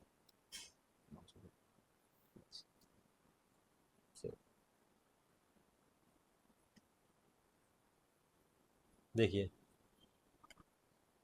yes proceed and add mode properties. अच्छा, और प्रॉपर्टी आप इसमें ऐड करना हाँ, चाहें तो इसके कर अंदर सकते ऐड हैं। कर सकते हैं। No submit and submit and next. अब अपने और प्रॉपर्टीज ऐड करने की बाकी है, तो अपने इसको यस करके आगे बढ़ते हैं। अगर अपने सबमिट करते हैं तो फिर मुतवल्ली का डिक्लेरेशन आ जाएगा पेज। मुतवल्ली का डिक्लेरेशन में उसके ऊपर कोई क्रिमिनल केस है या वक्फ बोर्ड ने उसको गैर वहीवट के अंदर या किसी भी तरीके से उसको गैर लायक बनाया हो, तो वो डिटेल उसके अंदर देना है और उसके बाद फाइनल सबमिट करना है। यानी मुतवल्ली की डिटेल उसमें, चाहे केस हो या जो भी उसके हाँ जी, ऊपर, वो सारी डिटेल declaration। भी देनी पड़ती है, डिक्लेरेशन। और जो मुतवल्ली फॉर्म भर रहा है उसी- उसी की डिटेल दें, दूसरों की ना दें। अच्छा, जो फॉर्म भरा है वही मुतवल्ली। हाँ यार, दूसरों की ना दे, क्योंकि एक ही की डिटेल मांगी जा रही है, एक ही से नाम से फॉर्म भरा जा रहा ऑप्शन ही है नहीं आ रहा है। और ऑप्शन ही नहीं आ रहा। अगर आता है आइंदा का तो देखी जाएगी तब। ये भी एक ग्लिच है बिल्कुल। कि अगर आप रिकॉर्ड मेंटेन करें तो सारे मुतवल्ली इसका रिकॉर्ड होना चाहिए और इस तरह केसेस का भी सारा होगा। तो ये तो अभी अपेरेंट यानी देखने पे ग्लिचेस लग रहे हैं, जो हो सकता है कि आइंदा ये भी इंशाल्लाह ठीक होंगे। अब जी। जैसे ही अपनों ने सबमिट किया, ये डैशबोर्ड के ऊपर अपना लिस्ट के अंदर प्रॉपर्टीज के नाम के साथ आ जाएगा, नवताड़ मस्जिद और जिससे यहाँ पर आपकी अभी तक pending। जो है 18 आपकी प्रॉपर्टीज हैं जो आपने इसमें 18 आपने estate डिटेल add हो इसमें गए की, आपने 18 ऐसी प्रॉपर्टीज है आपकी। एस्टेट काफी Okay। एस्टेट के अंदर हमारी 20-25 प्रॉपर्टी है, किसी के अंदर 100 भी है। तो इतनी सारी डिटेल ऐसी भी आपको है। करनी पड़ेगी। हाँ। आपको क्या लगता है, जैसे अहमदाबाद सुन्नी वक्फ कमेटी की जो प्रॉपर्टीज है, तमाम चीजें, तो आपको खुद का अपना रजिस्ट्रेशन का इसमें आपकी तमाम चीजें डिटेल फिलअप करने में और कितना टाइम आपको लग जाएगा, कितने दिन लग जाएंगे? अगर कंटिन्यू भी बैठते हैं हम तो कम से कम 2 महीने तो लगेंगे। कंटिन्यू बैठते हैं तो Continue आपको बैठते सिर्फ हैं तो। सिर्फ आपकी वक्फ का सिर्फ आपको हमारी वो भी 2 महीना। क्यों, मैं ऐसा क्यों बोल रहा हूँ, क्योंकि अहमदाबाद सुन्नी मुस्लिम वक्फ कमेटी का सारा रिकॉर्ड क्लियर है। और अगर रिकॉर्ड क्लियर नहीं है तो फिर आप तो 1-2 उसके साल लिए मान तो के कोई चलिए। कह ही नहीं सकते कि कितना वक्त लगेगा। पहले तो आपको उसकी आइडेंटिफिकेशन जाननी पड़ेगी, फिर उसके 4 बाउंड्रीज जो चतुसीमा कहा जाता है वो जाननी पड़ेगी, एरिया आपको जानना पड़ेगा अगर नहीं है तो, और ये सारी चीज़ें आपको पहले हासिल करनी है। क्योंकि ऑडिटेड अकाउंट की डिटेल तो बोर्ड से मिल जाएगी, मुतवल्लियान के नाम मिल जाएंगे, लेकिन प्रॉपर्टी का आइडेंटिफिकेशन जो डिटेल्स है, उसका प्रॉपर्टी कार्ड है, रेवेन्यू रिकॉर्ड है, वो सब पहले हासिल करना पड़ेगा। वो हासिल होने के बाद आप उसको कर वो पाओगे। सब हासिल करने में आपको महीना 2 महीना तो वैसे ही लग आप जाता जानते हैं कि है। सरकार के एक सरकारी काम तो तलाटी के है। ऑफिस के जाते हैं कि एक डिटेल निकालनी है तो कितनी आसानी से मिल जाती है, उसमें कितना वक्त जाता है, तो वो सारा करना पड़ेगा। तो लाजमी है कि जो ये कहा गया है कि दिसंबर आखिरी तारीख है, तो ये बढ़ाना तो पड़ेगा ही सरकार को। बढ़ाना पड़ेगा। और सेक्शन 3B खुद कहता है कि अगर आप 6 महीने में नहीं कर पाए तो आपको ट्रिब्यूनल में एप्लीकेशन देनी है और ट्रिब्यूनल अगले 6 महीने के लिए बढ़ा सकता है। यानी ज्यादा पैनिक लेने की जरूरत बिल्कुल नहीं। और आराम से काम करें, लेकिन करें जरूर। और दूसरी बात, जैसे मैंने पिछले आपके भी प्रोग्राम में बतलाई थी, असदुद्दीन ओवैसी साहब ने एप्लीकेशन कर चुके हैं, पर्सनल लॉ बोर्ड एप्लीकेशन कर चुका है, वक्त बढ़ाने उसके लिमिट के लिए। तो इंशाल्लाह वो एप्लीकेशन में हम इंतज़ार करें, 1-2 हफ्ते में सुप्रीम कोर्ट फैसला दे देगी और हमको अल्लाह की ज़ात से उम्मीद है, क्योंकि ये कन्फ्यूजन था, लोगों के अंदर अफरा तफरी थी और अभी भी अफरा तफरी है। तो इंशाल्लाह वक्त बढ़ाने का कुछ ना कुछ फैसला ज़रूर आ जाएगा। जी। अब इसके अंदर मैं एक वजह देना चाहूंगा कि अगर आपने एक मरतबा सबमिट कर दिया तो फिर आप एडिट नहीं कर सकोगे। तो आपको सबमिट नहीं करना, सिर्फ सेव करके रखना है। आपको सबमिट नहीं करना है, पहले आपको सेव करके अपलोड करना है। अपलोड करोगे तो बोर्ड में दिख जाएगा कि इसने ये प्रॉपर्टी लगा दी, लेकिन और अगर कोई सबमिट कर चुका है, मानिए कि गलती से आपने सबमिट कर दिया और आपकी प्रॉपर्टीज की कई सारी डिटेल आपको देने की बची अभी भी, तो फिर ऐसी शक्ल में इंसान क्या करेगा? क्या वो वक्फ बोर्ड में जाकर उसको वो अथॉरिटी रहेगी या क्या अभी अभी कोई इसका इलाज नहीं, कोई इलाज नहीं? अभी इसका कोई इलाज नहीं, अगर गलती से किसी ने कर दिया तो वो कुछ नहीं अभी कर इसका सकता। कोई इलाज। हो सकता है कि बोर्ड उसको दोबारा, या तो आप दोबारा अपलोड अर्जी करो। तो कम से कम बोर्ड में दे देनी चाहिए। हाँ बिल्कुल देनी फिर चाहिए, वहाँ बिल्कुल। से बोर्ड के पास ही उसका ऑप्शन ये हो सकता है कि आपको बोर्ड के पास जाके उसको वहां से कैंसिल करवाना पड़ेगा। वो कैंसिल करवाने के बाद आपको उसको दोबारा से एंट्री करनी पड़ेगी, यानी उसको कैंसिल प्रोसीजर में बोर्ड के पास जाना पड़ेगा, वहां से वो एंट्री कैंसिल करवानी पड़ेगी। कैंसिल करवाने के बाद आप उसको फिर दोबारा कर सकते हैं डिटेल सारा। जी। लेकिन मेरी सब मुतवली साहबान से रिक्वेस्ट है कि वो एक मरतबा उसको चेक कर लें, पहले उसको अपलोड कर लें, फिर चेक कर लें, और एक मरतबा चेक करने के बाद उनको ऐसा लगेगा कुछ रह नहीं जाता, तभी उसको फाइनली सबमिट करें। क्योंकि ये प्रोसीजर पे पढ़ना मैं इसको सही नहीं समझता, तो आप सबमिट करने का पहले ही इसको चेक कर लेना चाहिए, और ये जरूरी भी है। मैं बिल्कुल। कहूंगा कि एक बार नहीं 2-3 बार चेक करें, ताकि कोई भी डिटेल आपकी गलत ना हो, क्योंकि बहुत सी बार टाइपिंग में गलती हो जाती है, स्पेलिंग मिस्टेक्स हो जाती हैं, नंबर डिजिटल फिगर्स में गलती हो जाती है। तो हो सके इसको 2-3 बार चेक कर लें और इत्मीनान हो जाए कि सब हमने सही भर दिया है, तो पहले अपलोड करें जैसे मालवत साहब ने बताया, और बोर्ड को वेरीफाई कर लेने दें, बोर्ड के हाँ ठीक है, फिर सबमिट करें तो ज्यादा बेहतर रहेगा। तो ये पूरी डिटेल डिटेल जी। अभी जो प्रॉपर्टीज है अपने ऐड करते हैं, तो अभी अच्छा, तो option ये आता है पेंडिंग delete क्यों भी दिखा करने रहा है का। सारा इसके अंदर? ये अभी अपनों ने पेंडिंग यहाँ से सेव कर दिया, अपलोड हो गया, अब अपने इसको फाइनल सबमिट करेंगे तो ये पेंडिंग ही रहेगा। अच्छा, नहीं, submit submit करने के बाद pending ही भी ये दिखाएगा pending ये। रहेगा। जब तक से बोर्ड जब approve तक नहीं करेगा approval तब नहीं तक। होगा, तब तक ये यहाँ पर पेंडिंग दिखाएगा। अच्छा, जैसे- इसमें जैसे ताहिर साहब जिस तरीके से जो पेंडिंग दिखाता है, बोर्ड अप्रूव करेगा तमाम चीजें, मान लीजिए अगर किसी प्रॉपर्टी पर बोर्ड ने अप्रूव नहीं किया या कुछ रहता है, तो उस मामले में फिर क्या हो सकता वो है? बोर्ड अप्रूव क्यों नहीं कर रहा है? बेसिकली अप्रूव इसलिए नहीं होगा कि आपने जो रिकॉर्ड भरा है वो बोर्ड के रिकॉर्ड से टैली नहीं हो रहा है। देखिए वो चीज है, इसलिए मैं पहले फिर से दोबारा वही बात पे आ रहा हूँ कि जब बोर्ड को ही वेरीफाई करना है, बोर्ड को ही सब करना है, तो फिर वो बोर्ड ही करे ने, क्यों आप क्या हमें। तो ये चीज इसीलिए रखी गई है कि ताकि बोर्ड वेरीफाई करे, और बोर्ड वेरीफाई कर को रेवेन्यू रिकॉर्ड के साथ टैली करके वेरीफाई करेगा, वो सब वेरीफाई होगा, उसके बाद इसको अपलोडिंग हो जाएगा, और वो रजिस्ट्रेशन सर्टिफिकेट अंडर सेक्शन 36 होगा। ये सारा प्रोसीजर अब अगर कोई नया वक्फ रजिस्टर करवाना है तो सेक्शन 36 के बातहत करवाना पड़ेगा, लेकिन जो हो चुका है बस अभी उनके लिए उनको तक महदूद रखना है। और जो जिन्होंने वक्फ के लिए अर्जी दी हुई है, जैसे गुजरात में और हर जगह पर यह है कि भाई पीटीआर में और वक्फ में और हमको रजिस्टर करवाना है, कई सालों से पेंडिंग अर्जियां हैं, तो उनके लिए भी आगे कुछ अलग से कुछ चीजें वो रजिस्टर होंगे उसके बाद होगा। आज रजिस्टर नहीं हुए उनको कुछ नहीं करना, जो रजिस्टर हो गए तो करें, वो नहीं हुए तो पेंडिंग है, रजिस्ट्रेशन है, तो उनके लिए आपने देखा जैसे रजिस्टर्ड वक्फ लिखा हुआ है, अपलोडिंग रजिस्टर्ड वक्फ, तो उन्हीं के लिए डिटेल भरनी है अभी अपलोडिंग जो है। तो ये हम उन्हीं को कंसंट्रेट करें, उन्हीं तक महदूद रखें, और वही अब ये कोशिश करें। जी आफ्ताब भाई। अपने यहाँ से ये वक्त की प्रॉपर्टी आईडी क्रिएट हो जाती है, इसके अंदर से अपने फाइनल सबमिट भी कर सकते हैं।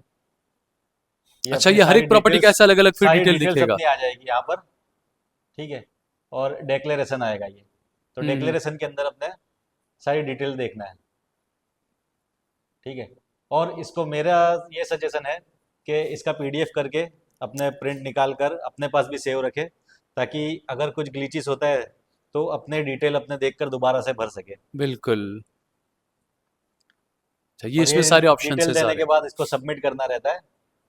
यानी हम लोग जो प्रॉपर्टी अपलोड करते हैं ना, उसकी सारी पीडीएफ बना लेते हैं, और हमारे पास वो पीडीएफ हमारे रिकॉर्ड पे भी रहती है, तो उससे क्या रहेगा कि आपके पास इंफॉर्मेशन रहेगी। ताहिर साहब, ये है इसमें कि सारा डिक्लेरेशन आप ही को देना है, सही आप बात ही को सब भागते रहना है, आप ही को सब करना है। वक्फ बोर्ड की इसमें जिम्मेदारी पल्ला झाड़ रहा है वक्फ बोर्ड क्या है? बिल्कुल पल्ला झाड़ रहा है। मैं पहले से कहता आया हूं कि वक्फ बोर्ड की जिम्मेदारी है, ये रिकॉर्ड उन्हीं के पास है। वामसी पे उन्होंने ही किया था, अब वामसी से कुछ और डिटेल्स उम्मीद पे मांगी जा रही है, उम्मीद पोर्टल पे। मैं कोई एक और चीज कहनी है आपसे, उम्मीद, हम जब बोलते हैं ये उम्मीद है, उम्मीद भी नहीं है, ये उम्मीद है। तो वो जो डिटेल्स मांगी जा रही है तो बोर्ड उसको करे, अगर ये कायदे के हिसाब से जरूरत है तो करे।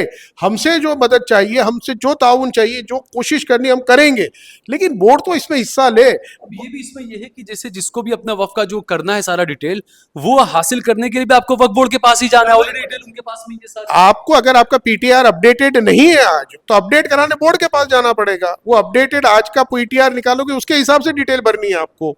तो ये बोर्ड के, मैं ये मानूंगा या मैं कहना चाहता हूं कि बोर्ड और मुतवल्लियान को साथ में मिलकर ये करना है। आज वो क्या रहा है, मुतवल्लियान को जिम्मेदारी पे छोड़ दी है और उम्मत में अफरा तफरी मचा दी, लोग भागा दौड़ी कर रहे हैं, अपने हेल्प डेस्क लगा रहे हैं, ये कर रहे हैं, सब जरूरी है, लेकिन बोर्ड क्या कर रहा है इसमें?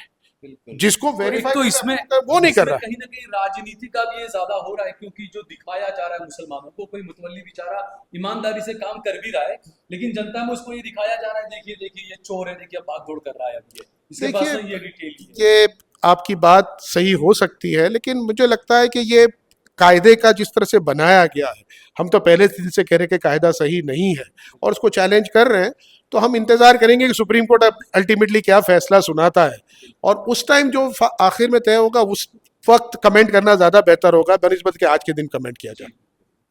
जी, तो ये आपने पूरी डिटेल, प्रोसेस कंप्लीट होती है अपने फाइनल सबमिट के बाद, वक्फ बोर्ड के मातहत सारा कुछ आता है कि वो अप्रूवल करती है या क्या आगे प्रोसेस करती है। सीईओ को आपके सबमिट करने के बाद सीईओ साहब इसको वेरीफाई करेंगे और वक्फ बोर्ड इसको अप्रूव करेगा।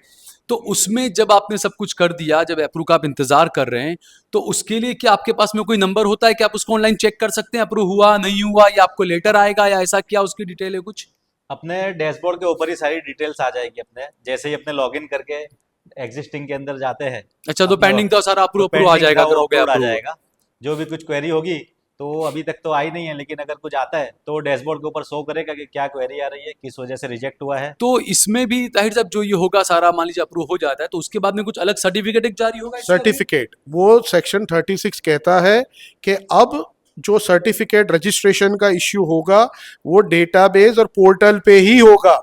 आज से पहले जो हम वक्फ बोर्ड में जाया करते थे, हम सर्टिफिकेट मांगते थे, हमको एक प्रमाण पत्र दे दिया जाता था कि आपका फला वक्फ रजिस्टर्ड है, ये आपके मुतवल्ली है और पीटीआर आपका रिकॉर्ड है। अब वो नहीं चलेगा।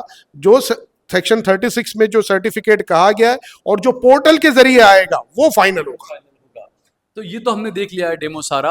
अब दूसरा ये कि इसके अंदर जिस तरीके से जो बातें कही गई, जैसा आपने बताया कि मान लीजिए कोई ट्रस्टी है, वो 5 साल 10 साल पहले उनका अगर इंतकाल हो गया, तमाम चीजें, तो उसके अंदर भी कुछ फाइन वगैरह और सारी चीज इस तरह की है। देखिए, एज सच उनके ऊपर फाइन है। अगर किसी ने ये नहीं किया तो वो गलती तो बहुत बड़ी करी है कि उन्होंने डिटेल्स अपलोडेड, जो अपडेटेड होनी चाहिए थी, वो नहीं रखी। वो एक बहुत बड़ा नेग्लिजेंस है, और वो आप कायदे को भूल भी जाओ तो मुतवल्लियान का एक बहुत बड़ा नेग्लिजेंस, मैं इसको उम्मत की तरफ उनकी, मैं ये कहूँगा कि बहुत नेग्लिजेंस है और बेदरकारी है। तो वो तो परेशानी आनी आनी है। अब उसके लिए अब आज आप एक और परेशानी, अरे आप डिटेल्स अपलोड नहीं कर पाओगे, बोर्ड ऑथोराइज करेगा तब आप कर पाओगे, तो ये सब परेशानी तो आनी आनी है। तो इसमें एक चीज़ ये है कि अहमदाबाद सुन्नी वक्फ कमेटी के, जैसे मैंने कहा कि बहुत जिम्मेदार लोग और पढ़े लिखे समझदार लोग उसको मैनेज करते हैं। ये हर जगह ये नहीं होता। छोटी सी गांव की मस्जिद होती है, एक दरगाह होती है, वो मुतवल्ली शायद पहली दूसरी जमात भी नहीं पढ़ा होता है, उसको क्या मालूम होगा, ना इंटरनेट होता है, ना कंप्यूटर कुछ होता है, ना तो कुछ वो होता है उनके पास। तो अब ये सारी चीजें जो हमसे जो कही जा रही है वो बहुत परेशानी कुन होगी आइंदा के लिए भी। आप जानते हैं कि जैसे जब डिजिटलाइजेशन हुआ, ऑनलाइन पेमेंट का मामला आया, तो जो ऑनलाइन नहीं कर पा रहा था ऊपर, तो ये आज हमारे लिए साथ होगा। डिजिटलाइजेशन के फायदे जरूर हैं, लेकिन उसके साथ नुकसानात भी हैं, उसके परेशानियां भी हैं, इतना आसान नहीं है। वो जो परेशानी है डिजिटलाइजेशन के साथ हर एक फील्ड में जो लगी हुई है, वो इसके साथ भी लगेगी, और हमारे साथ तो लगी गई है। और मैं दोबारा ये कह रहा हूं कि ये डिजिटलाइजेशन आप सिर्फ और सिर्फ मुसलमान वक्फ प्रॉपर्टी का क्यों कर रहे हो? अगर आप इतने ही नीयत साफ है, इतना ही जरूरी है, तो सबके लिए करो।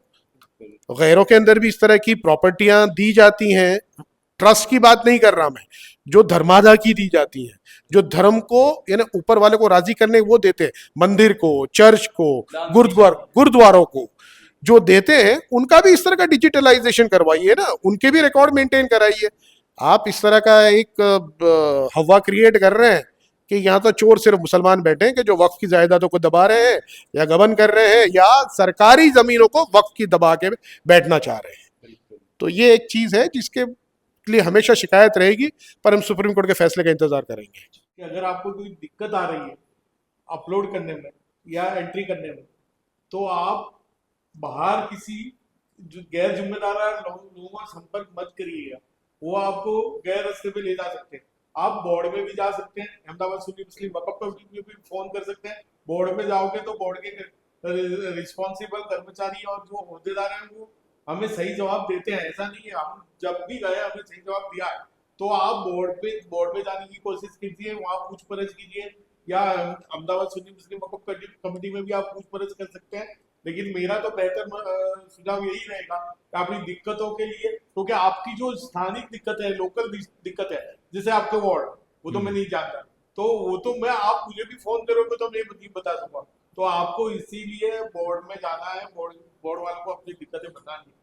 बाहर मार्केट में इसको किसी के साथ इसके मार्केट में जाकर किसी के साथ इसको मिलाना नहीं है, या किसी को इसके बारे में पूछना नहीं है, क्योंकि ये बहुत सारी कंप्लेन हमारे तक भी आ रही है। तो इससे बचना है हर मुतवल्ली साहब, और खुद इंटरेस्ट लेना है इसके अंदर, ताकि ये कैसे अपलोड हो। बिल्कुल। और इसमें मैं सिर्फ एक बात जोड़ दूंगा, जो मालवात साहब ने बात की बिल्कुल सही है, और हो सके आपको कोई भी जानकारी लेनी, उस वकील से जाके मिलो जो वक्फ के कायदे कानून को अच्छी तरह से समझता है, पढ़ता है, जानता है, और उसके बारे में उसकी एक अच्छी राय है। आम तौर पे हर वकील को हर कायदे के बारे में मालूम नहीं होता। तो जो वकला वक्फ के मामलों से वाकिफ़ हैं, उनकी कायदे कानून, रूल्स और रेगुलेशन, और वक्फ अमेंडमेंट एक्ट 2025 और वक्फ रूल्स 2025 से वाकिफ़ हैं, उनसे मशवरा लें। और जैसा कहा, बोर्ड से मशवरा लें। बोर्ड ने भी अपने हिदायत दी है और 5 हेल्पलाइन नंबर्स दिए हुए, उनसे मुतालबा करें, उनसे मिलें और जानकारी हासिल कोशिश करें। ठीक है, बहुत बहुत शुक्रिया। हमने पूरी कोशिश की समझाने की, क्योंकि हमने ऑनलाइन भी आपको बताया कि किस तरीके से डिटेल फिल की जा रही है, क्या क्या परेशानियां आ रही है, और अगर कुछ ज़्यादा परेशानी आपको आ रही है तो ताहिर हकीम साहब ने आपको बताया कि जो माहिरीन जो होते हैं, क्योंकि हर वकील ज़रूरी नहीं है कि जो प्रॉपर्टी का माहिर है वो क्रिमिनल के मामले में माहिर ही होगा, या जो वफ़ का माहिर है। तो ये जो जिसका जो सब्जेक्ट होता है, जो जिस मामले में जो माहिरीन जो होते हैं, उन्हीं से रब्ता करें, या फिर आप जिस भी राज्य में हैं तो आपके वक्फ बोर्ड का आप रब्ता करें, वो आपको बताएंगे। हमने हमारी स्क्रीन के ऊपर ये जो नंबर है, हेल्पलाइन नंबर, इस पर भी आप कांटेक्ट कर सकते हैं, रब्ता कर सकते हैं। आगे भी हम कोशिश करेंगे कि इस तरह की और कोई अगर अड़चनें या रुकावटें आ रही है तो उसको भी आप तक बेहतरीन तरीके से हम पहुंचाने की कोशिश करेंगे।